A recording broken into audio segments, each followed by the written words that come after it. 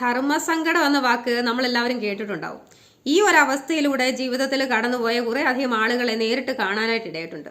നമ്മുടെ അടുത്ത ബന്ധങ്ങളിലൊക്കെ ഒരു തീരുമാനം എടുക്കേണ്ട ഒരു സാഹചര്യം നമ്മുടെ ജീവിതത്തിൽ ഉണ്ടാകുമ്പോഴാണ് ഈ വാക്കിന്റെ യഥാർത്ഥ അർത്ഥം നമുക്ക് മനസ്സിലാവുന്നത്. അഡ്ജസ്റ്റ് ചെയ്യാവുന്നതിന്റെ എല്ലാ പരിധിയും കടന്നു കഴിയുമ്പോൾ, അതായത് ഒരു ബന്ധം നമ്മുടെ അടിസ്ഥാന കാര്യങ്ങളായ മനസമാധാനത്തെയും സന്തോഷത്തെയും ആരോഗ്യത്തെയും വരെ വല്ലാതെ ബാധിച്ചു തുടങ്ങുമ്പോൾ അവിടെ എന്തായാലും നമ്മൾ ഒരു തീരുമാനം എടുത്തേ പറ്റൂ. പക്ഷെ അടുത്ത ബന്ധങ്ങളൊക്കെ ആകുമ്പോൾ സഹനത്തിന്റെയും ക്ഷമയുടെയും പരിധിയൊക്കെ കഴിഞ്ഞു എന്ന് പറഞ്ഞാലും അവിടെ ഒരു തീരുമാനം എടുക്കാനായിട്ട് പലപ്പോഴും നമ്മൾ ബുദ്ധിമുട്ടാറുണ്ട്. ഇങ്ങനെയുള്ള അവസരങ്ങളിൽ ശരിയായ തീരുമാനം എങ്ങനെ എടുക്കാം എന്നതിന്റെ കൃത്യമായ ഉത്തരം മഹാഭാരതത്തിലുണ്ട്. കുരുക്ഷേത്ര ഭൂമിയിൽ എല്ലാവരും യുദ്ധത്തിനായിട്ട് എത്തിയിട്ടുണ്ട്. വില്ലാളി വീരനായ അർജുനൻ തന്റെ തേരാളിയായ ശ്രീകൃഷ്ണനോടൊപ്പം യുദ്ധത്തിന് തയ്യാറായിട്ട് നിൽക്കുന്നു.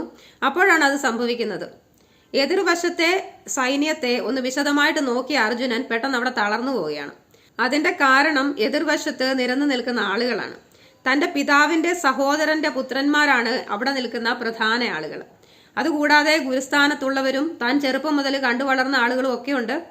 പക്ഷെ അവിടെ ശ്രീകൃഷ്ണൻ ചെയ്യുന്നത് ഒഴിവാക്കാനാവാത്ത ഈ ധർമ്മയുദ്ധം എന്തുകൊണ്ട് നീ ചെയ്യണമെന്ന് അർജുനനെ പറഞ്ഞു മനസ്സിലാക്കി ആ യുദ്ധത്തിന് വേണ്ടി സന്നദ്ധനാക്കുകയാണ്. അതിനുവേണ്ടി ശ്രീകൃഷ്ണൻ അർജുനന് കൊടുക്കുന്ന ഉപദേശമാണ് ഭഗവത്ഗീത. ഈ ഗ്രന്ഥങ്ങളെ പറ്റിയൊക്കെ ആധികാരികമായിട്ട് പഠിച്ച ആളുകൾ പറയുന്ന ഒരു കാര്യമുണ്ട്. മഹാഭാരതത്തിലെ 3 പ്രധാന കഥാപാത്രങ്ങൾ ശ്രീകൃഷ്ണൻ, അർജുനൻ, ദുര്യോധനൻ, ഇത് 3ഉം നമ്മുടെ ഓരോരുത്തരുടെ ഉള്ളിലുണ്ട്.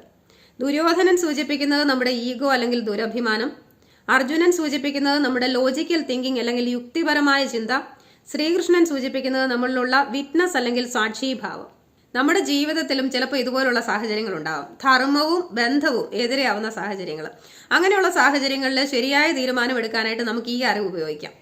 ഈഗോ ആണ് നമ്മളിൽ മുന്നിട്ട് നിൽക്കുന്നതെങ്കിൽ നമുക്കെപ്പോഴും നമ്മളാണ് ശരി എന്ന് തെളിയിക്കാനും നമ്മുടെ ഭാഗം ന്യായീകരിക്കാനും ഒക്കെ ആയിരിക്കും താല്പര്യം.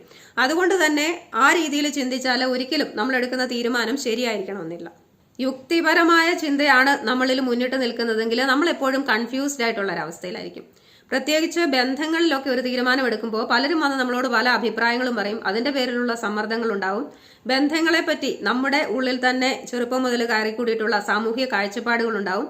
ഇതെല്ലാം കൂടെ നമ്മുടെ മനസ്സിലേക്ക് വരുമ്പോൾ നമുക്ക് കാര്യങ്ങളെ ശരിയായി വിലയിരുത്താനോ മനസ്സിലാക്കാനോ ഒന്നും പലപ്പോഴും പറ്റിയെന്ന് വരില്ല. അങ്ങേയറ്റം ടോക്സിക് ആയ ബന്ധങ്ങൾ പോലും പലപ്പോഴും നമുക്ക് മനസ്സിലാക്കാൻ പറ്റാതെ പോകുന്നതും ഇനി മനസ്സിലായാൽ തന്നെ അതിൽ നിന്ന് പുറത്തു വരാൻ സാധിക്കാതിരിക്കുന്നതിന്റെയും പ്രധാന കാരണം ഇത് തന്നെയാണ്. നമ്മളിൽ ഭൂരിപക്ഷം പേരും ഒന്നാമത്തെ അല്ലെങ്കിൽ രണ്ടാമത്തെ രീതിയാണ് സാധാരണയായിട്ട് സ്വീകരിക്കുന്നത്. അതുകൊണ്ട് തന്നെ എടുക്കുന്ന തീരുമാനം പലപ്പോഴും തെറ്റുമായിരിക്കും. അതിന് പകരമായിട്ട് മൂന്നാമത് പറഞ്ഞ സാക്ഷിഭാവമാണ് നമ്മൾ വെക്കുന്നതെങ്കിൽ വളരെ കൃത്യമായ ഒരു തീരുമാനം നമുക്ക് എടുക്കാൻ സാധിക്കും. കാരണം നമ്മൾ ഒരിക്കലും അവിടെ വെറുതെ നമ്മളെ ന്യായീകരിക്കാനായിട്ട് ശ്രമിക്കില്ല.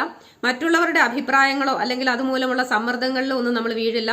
അതുപോലെ തന്നെ എടുക്കുന്ന തീരുമാനം എന്ന് പറയുന്നത് ഒരു വികാരത്തിന്റെ പുറത്ത് പെട്ടെന്ന് എടുക്കുന്ന ഒരു തീരുമാനമാവില്ല. പകരം നമ്മൾ അവിടെ ചെയ്യുന്നത് ഒന്ന് മാറി നിന്ന് ആ സാഹചര്യങ്ങളെ കൃത്യമായിട്ട് വിലയിരുത്തുകയാണ്.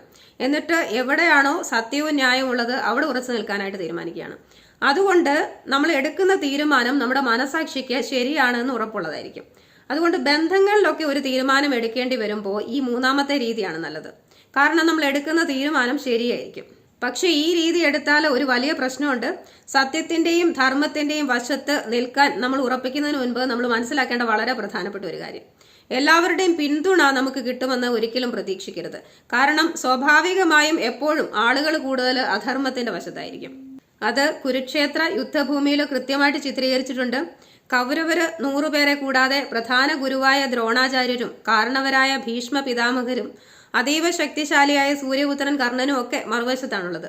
പക്ഷെ അവിടെ നമ്മൾ ശ്രദ്ധിച്ചാൽ മനസ്സിലാവുന്ന ഒരു കാര്യമുണ്ട്. ആ കുറവുകളെല്ലാം പരിഹരിക്കാൻ പറ്റുന്ന ഒരാള് ഇപ്പുറത്തുണ്ട്, ഭഗവാൻ ശ്രീകൃഷ്ണൻ.